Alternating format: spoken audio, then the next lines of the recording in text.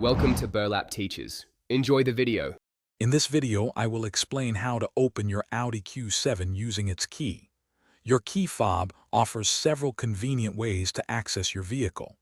A single press of the unlock button will open just the driver's door, a useful security feature. Pressing it twice quickly will unlock all doors and the trunk. For added convenience, holding the unlock button down can even roll down all windows and open the sunroof simultaneously, perfect for airing out the car on a warm day.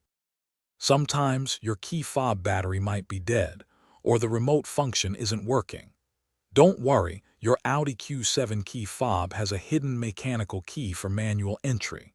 Simply locate the small release button on the side of the fob, slide it, and pull out the metal key blade.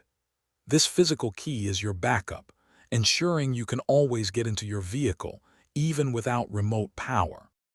Once you have the mechanical key, using it to open your Audi Q7 is straightforward.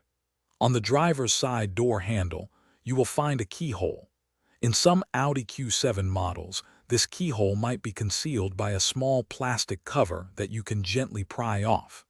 Insert the mechanical key fully into the lock cylinder and turn it clockwise to manually unlock the door, granting you access to your vehicle.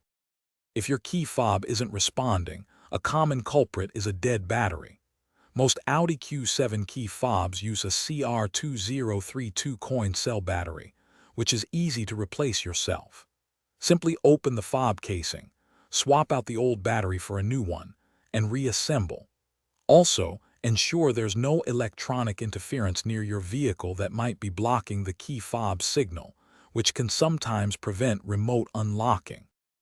Thanks for watching. Consider subscribing if this video helped you.